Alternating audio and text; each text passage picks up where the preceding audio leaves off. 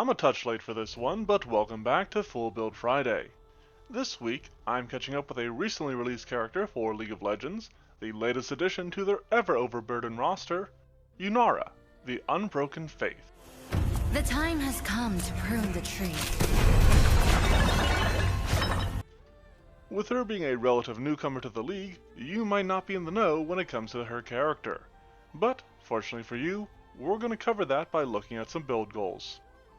In her past, Yunara was a member of the Kinkow Order, a band of ninjas dedicated to maintaining the balance between the material and spiritual world.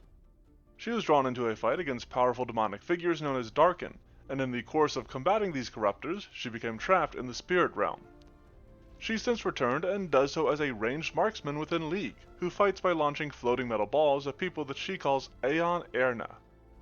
Her Vow of the First Land's passive grants her extra magical damage on all her critical hits, whereas the passive aspect of her Cultivation of Spirit grants her extra magic damage on all her baseline attacks as well. By activating this ability, she increases this bonus damage even further, amps up her attack speed, and causes her attacks to spread from the initial target. With her Arc of Judgment, she sends out several spheres in a spiral to damage and slow enemies, but she can eventually transcend and turn this into an Arc of Ruin, which is a faster blast that hits an entire line for greater damage. Kenmai's Steps is her next ability that grants her a speed boost and the ability to move through others, but it's another one of those effects that she can briefly transcend into Untouchable Shadow, allowing her to dash about the battlefield.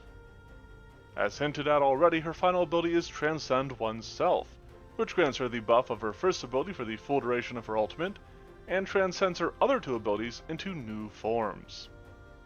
For a little summary of this build, Yunara is a physically capable warrior who possesses a strong spiritual side. She fights by infusing magic into stony beads that she launches at foes from afar. She can enter an empowered state that enhances her regular abilities and allows her to strike harder and faster as she springs about the battlefield. I use the human ancestry a lot when it comes to making characters, and simply to avoid overuse, I often try to look for other possible options. I actually managed to find one here, but it's gonna be a bit weird, so I need you to stick with me. Yunara will be built as a Kitsune, tying her into Ionia and providing her with something important that we'll get to in just a second. Before that, we will be taking the Celestial Envoy heritage for some more of that spiritual side, and also because it gives her a fully human form, which we will use to represent baseline Yunara. With this ancestry, Yunara can take Foxfire, giving her a ranged unarmed attack that will be a good way to represent her Aeon Erna. You might not buy that, but I promise that it will work better than throwing weapons would for this build. Ability score wise, Kitsune starts with a boost to Charisma, and she applies her free boost to Dexterity. Although uneasy about the ancestry, I am super content with the Warded by Kami background, referencing the shelter and longevity provided to her by her shrine and the spirit realm. This provides her with training in occultism and spirit lore, the latter of which is particularly appropriate, but it doesn't actually come with a skill feat. Instead, it gives her a once per day healing effect that restores HP equal to her level, which is super nice but doesn't quite fit her mechanics. From this background, she also takes her ability boost to intelligence and then uses her free boost to pump up her dexterity once again. This is another one of those builds that could absolutely go a few ways, but for my take on the character, I settled on using the Magus class with a focus on dexterity for Yunara's ranged combat style's sake. This increase to dexterity will be important because we're going to use this class to take up the Starlit Span hybrid study, which will allow Yunara to spell strike with ranged unarmed attacks, such as her Foxfire. Having these ranged unarmed attacks to spell strike with is a huge action boon over trying to have her wield thrown weapons that this build would otherwise require. It's also important to remember that the Magi can now spell strike with a spell that requires a saving throw. She'll be relying on the magic damage of these spell strikes to represent her Vow of the First Lance and Cultivation of Spirit passives, since Arcane Cascade still only applies to melee attacks. In regards to spells, Yunara gets Shooting Star from her hybrid study, and will take a few attack spells from her cantrips, since those do still work better with Spell Strike than anything else. Another handy first rank spell, weird as it may be, will be Bramble Bush, as Yunara can place this in a spot to slow and damage creatures that move into it, similar to how her Arc of Judgment will hover in place and reduce the speed of those it hits. When it comes to skills, Yunara is automatically trained in Arcana as a Magus and will further add Acrobatics, Athletics, Nature, and Religion to her repertoire. She boosts her Strength, Dexterity, Intelligence, and Wisdom for her ability scores, with the intent of focusing on her Dexterity to boost her attacks. Strength will still be important for an upcoming feat, but Intelligence might be even more important so that she can take advantage of some of those save-based spells when she launches her strikes. Speaking of save-based spells, 2nd level Caesar Spirit Shrouded Striker sees Expansive Spell as her class feat. While the remastered Magus can apply save spells to their spell strikes, they only hit the initial target, which means that this feat can now create areas and will be helpful for a few of the spells that she'll be taking. As for her skill feat, she can grab Quick Jump, which I intend to use to represent the little dash of her Untouchable Shadow, letting her clear barriers and hazards in a single bound. Despite being a hybridized sort of class, the Magus is akin to other casters where it doesn't really get any class features at 3rd level outside of a skill increase, which we will apply to Occultism so that she becomes an expert of it. Her general feat here will be Fleet, once again increasing her speed based on the brief boost provided by Kanmai's steps. Going back to what I was talking about just a second ago with class features, Yunara does at least get 2nd rank spells, which can grant us Exploding Earth. This is an attack-based spell that I bring up specifically because it deals splash damage, reflecting how her beads damage other nearby creatures that she attacks while she's in her Cultivation of Spirit state. She's picking up even more spells at 4th level through the Force Fang feat. While my good buddy poo-poos this feat, this is a single action that gives guaranteed damage at range, thanks to her Starlit Span class, doesn't interact with map, and also recharges her spell strike, which I appreciate. This also matches the way that auto attacks are largely guaranteed hits in League. Getting into her skill feat for the level, I like Aura Sight for a similar reason that I took it on Shen back in the day.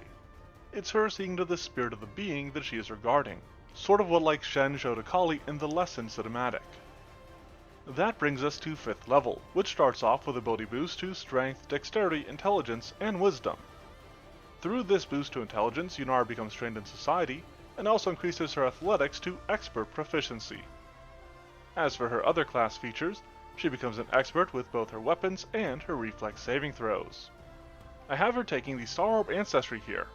Slap flying on this thing, and I think it could pretty handily represent at least one of her Aeon Urna just floating behind her. You know, at least physically. This level also brings 3rd rank spells, which has a few options that I like. Echo Jump affords her some mobility, per her Untouchable Shadow, while also letting her deal some damage as part of her getaway. Haste is also solid, and there's always Lightning Bolt, one of the earliest and best line effects that she could use for Arc of Ruin, the powered up version of her Arc of Judgment. Following on from the strength increase provided by last level's ability boost, Yunara takes up a Monk Dedication. She seems to control her Aeon Erna with some martial arts maneuvers, so this matches nicely with that. It also powers up her melee fist strikes and makes her trained in stealth.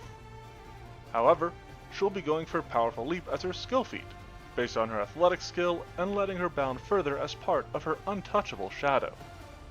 For our 7th level, we'll start with Weapon Specialization and Studious Spells, which provides her with some nifty utility spells and slots for them. She also increases her Occultism up to a Master Proficiency and then takes Feather Step as her general feat. Mobility seems to be an important part of Yunara's kit, and I'm taking what I can to facilitate that aspect. Now I doubt you've forgotten, but with our last class feat we took a Monk Dedication, which means at 8th level we will be taking Basic Kata to take Chi spells to gain Chi Rush. This burst of speed, potentially comboing 2 strides into a single action, is a fantastic way to represent her Kanmai steps, letting her rush into or from battle. I'm also a big fan of her skill feat, Consult the Spirits, which allows Yunara to call upon lingering spirits or echoes of the departed dead, reflecting her own connection to the spiritual realm. She will be using the occult skill for this, and can learn about strange or unnatural things from these connections. Looking at 9th level for a Meditative Martial Master, she gains Alertness, Expert Spellcaster, and Resolve, as well as a skill increase to make her a Master of Athletics. For her Ancestry feat, she expands on the effectiveness of her Foxfire with Fox Arson. This lets her inflict persistent damage with her Ancestral Strike, and can even cause the fire to leap to others, which might reflect the way that Cultivation of Spirit leaps about. There's also a spell that I really like here, Flame Dancer. This allows her to buff the unarmed attacks of a creature, including herself, and ideas like this will be important for many of the self-buffing effects that she has, such as Cultivation of Spirit and Transcend oneself. In addition to this spell, be on the lookout for other buffing spells that you can slip into the build whenever possible. Moving on though, we get to 10th level, which will apply ability boost to Strength, Dexterity, Intelligence, and, of course, Wisdom. We'll follow that with Meteoric Spell Strike, a unique feat for the Starlit Span Magus that deals damage in a line as another way to resemble her Arc of Ruin. With her skill feat, Break Curse will allow her to further explore her spiritual side, and allow her to use her occultism to repair the balance that has been thrown off by these dark afflictions. Even though at this point Yunara should be wearing a gi, 11th level means that she gains medium armor expertise. It also gives her a skill increase to make her an expert of acrobatics. With her general feat, she'll take incredible initiative to reflect her battle-ready nature, and her ability to move swiftly into combat.